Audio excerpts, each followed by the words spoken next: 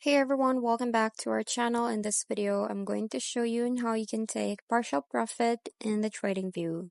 So the very first step that you have to do is open your Tradingview, and then from here, you will see an arrow facing up at the bottom. So go ahead and click on this one. So just tap on that. So now once you tap that one, you will see this Binance BTC USDT thing at the bottom. So just go ahead and tap on that X button to close it.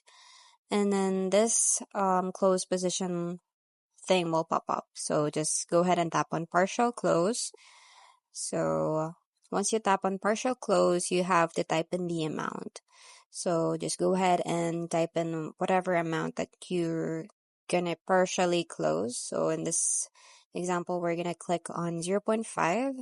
And then once you're done, just tap on partially close. So that's pretty much it. That's very quick and easy. I hope you find this video helpful. Thanks for watching, and I'll see you in my next one. Bye.